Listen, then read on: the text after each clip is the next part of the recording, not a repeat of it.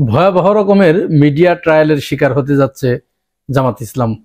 এটি 2010 সালের পরে যেরকম মিডিয়া ট্রায়ালের শিকার হয়েছিল এবং এই মিডিয়া ট্রায়ালের মাধ্যমেই জামাতের যেমন শীর্ষ নেতাদেরকে জুডিশিয়াল কিলিং এর মাধ্যমে জামাতকে নিশ্চিহ্ন করার এবং এই দলটিকে ধ্বংস করে দেবার যে একটি চক্রান্ত শুরু করেছিল মিডিয়ার মাধ্যমে, আবার সেই সময় সামনে এগিয়ে আসছে এবং নির্বাচনের তফসিল ঘোষণার পর থেকেই জামাতের বিরুদ্ধে এই মিডিয়া ট্রায়াল শুরু হতে যাচ্ছে বলে মনে করা হচ্ছে। তার আলামত কিছুটা শুরু হয়ে গেছে। আপনারা জানেন, গতকাল জামাতের একটি সমাবেশে মঞ্চ সাজানো হয়েছিল লাল এবং সবুজের সংমিশ্রণে। এই লাল সবুজের সংমিশ্রণে মঞ্চ সাজানোর পরে এক শ্রেণীর মানুষ, তারা জাতীয় পতাকার অবমাননা করছে জামাত মর্মে শুরু করে দেয় প্রচারণা, প্রোপাগান্ডা।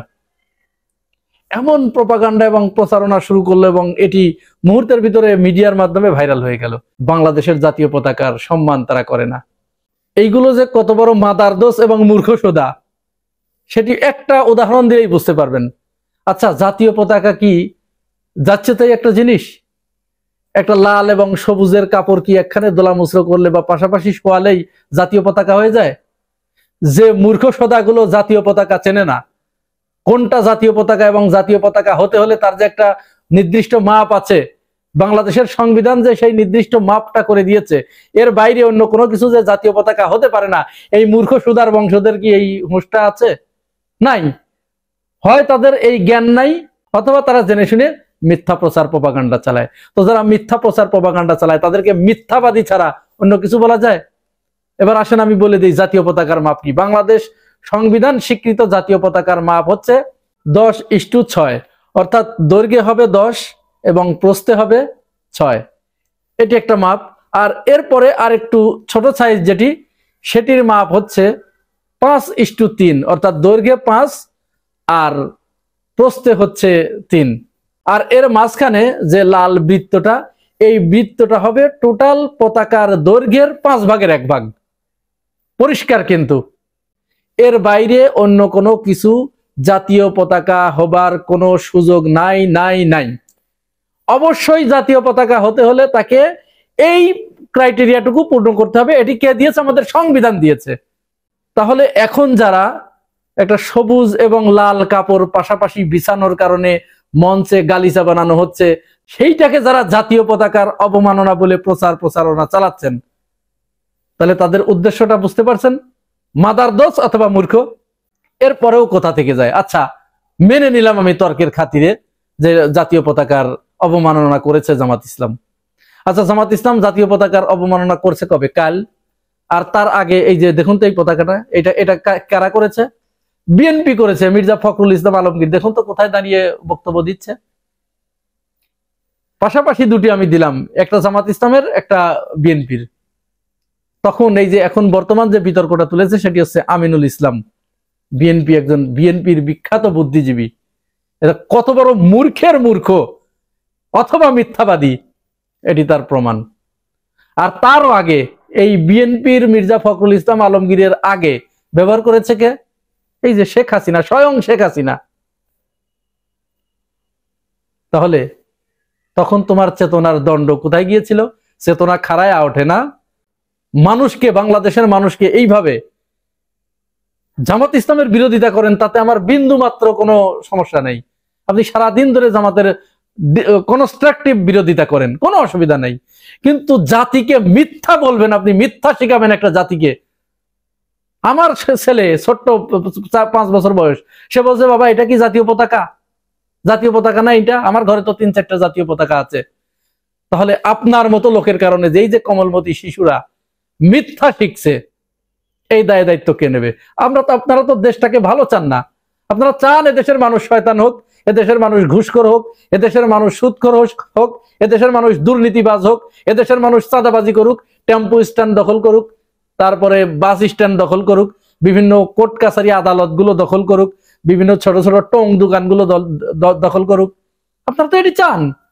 এরপরেও জামাত ইসলামকে একটা ধন্যবাদ দেই যে যখনই এই মূর্খগুলো একটা লাল সবুজের কাপড়কে, স্রেফ একটা লাল সবুজের কাপড়কে জাতীয় পতাকা বানাইছে, বানাইয়ে প্রোপাগান্ডা চালানোর একটা চেষ্টা করেছে, বিতর্ক তোলার চেষ্টা করেছে।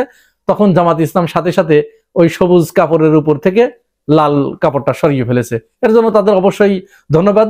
তারা যে জনগণের সেন্টিমেন্টকে ধারণ করতে পেরেছে এবং তারা যে জনগণের মতামতের প্রতি শ্রদ্ধাশীল, এটি প্রমাণ হয়। অন্যগুলো কিন্তু আগের বিএনপি এবং আওয়ামী লীগ এরা কিন্তু ওই সময় কেউ কোথাও বলে নাই তাদের ওই সময় চেতনার দণ্ড খারাপ হয়েছিল না। ওই সময় তাদের হয়তো বুড়ো হয়ে গিয়েছিল, যার কারণে চেতনার দণ্ড তখন তাদের খারাপ হয় নাই, যার কারণে কেউ তখন কোনো আওয়াজ তোলে নাই।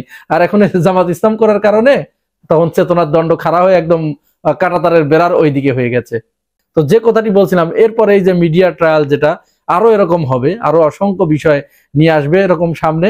কারণ গত কয়েকদিন আগে আপনারা সেটি দেখেছেন, জামাতের আমির তিনি এক জায়গায় একটা বক্তব্য দিতে গিয়ে বলেছিলেন যে জাতীয় নির্বাচনের সাথে যদি গণভোট হয় তাহলে গণভোটের জেনোসাইড করা হবে।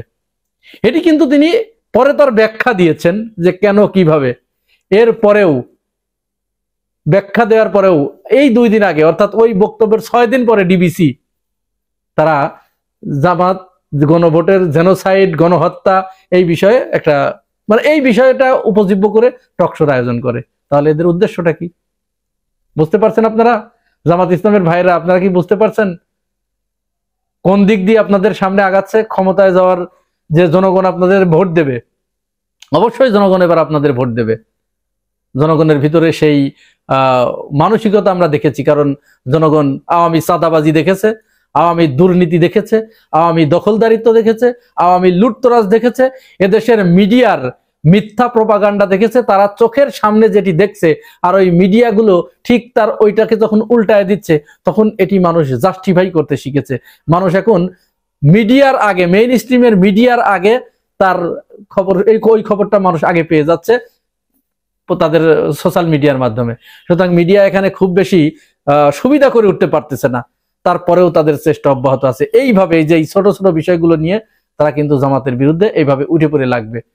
ওই 2010 সালের পর থেকে জামাত নেতাদের ফাঁসি দেওয়া পর্যন্ত যারা তাদেরকে যুদ্ধ অপরাধী, তাদেরকে মানবতা বিরোধী অপরাধী ইত্যাদি ইত্যাদি বলে যারা বয়ান উৎপাদন করেছে, আওয়ামী লীগকে যারা নিরঙ্কুশ ভাবে সাপোর্ট দিয়েছে, ওই মানুষগুলোকে যারা ফাঁসি দিতে যারা সহযোগিতা করেছে, অথচ ওই লোকগুলো কিন্তু এই সমাজের, আমাদের এই সমাজের সবচেয়ে ভালো লোক ছিল। তাদের বিরুদ্ধে না ছিল তারা জীবনে কোনোদিন কেউ এরকম প্রমাণ কিন্তু কেউ দিতে পারে নাই যে তারা জীবনে হয়তো কারোর 1 টাকা মেরে দিয়েছে, কারো কাছ থেকে 2 টাকা ঘুষ খেয়েছে, কারো কাছ থেকে 1 টাকা চাঁদাবাজি করেছে। এই অভিযোগগুলো তাদের বিরুদ্ধে ছিল না। সুতরাং তাদেরকে হত্যা করলো কারা? যারা চেতনার নাম করে দুর্নীতি করেছে, ঘুষ খেয়েছে, মানুষ হত্যা করেছে, মানুষকে গুম করেছে, জেলে পুরে রেখেছে, চাঁদাবাজি করেছে, দখলদারিত্ব বজায় রেখেছে, বালু মহল দখল করেছে, ইট মহল দখল করেছে, জল মহল দখল করেছে, দখল করে বাংলাদেশটাকে ভারতের কাছে বিক্রি করে দিয়েছে। এই সবগুলো অপকর্ম মুহূর্তের ভিতরেই তাদের জায়েজ হয়ে গেছে।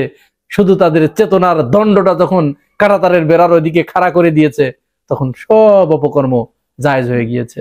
আর আমাদের মিডিয়াগুলো সেইটার নিরঙ্কুশ ছাপাই গিয়েছে এবং নিরবিচ্ছিন্নভাবে তার পক্ষে বয়ান উৎপাদন করেছে। এই মিডিয়া আবার এই কাজটি করবে, এই কাজ তারা করতে শুরু করেছে অলরেডি। কারণ তাদের কাছে ভালো মানুষ দরকার নাই। দুর্নীতিবাজ থাকলে পরে তাদের লাভ, চাঁদাবাজি থাকলে তাদের লাভ, কারণ তারাও চাঁদাবাজের একটা অংশ পায়, ভাগ পায়, প্রত্যেকটা জায়গায় পায়। কোন অফিসে ঘুষ, যে অফিসার ঘুষ খায়, সেই অফিসারের ঘুষের একটা অংশ এরা পায়। এরা যে সেখানে নিয়মিত ওই যে রিপোর্ট হয় কখন, যখন ওই ভাগে কম পড়ে তখন তার বিরুদ্ধে রিপোর্ট করে দেয়, বা যে পরিমাণ চেয়েছে তার যে দাবি, সেই দাবি যখন ফুলফিল হয় না তখন তার বিরুদ্ধে একটা রিপোর্ট করে দেয়।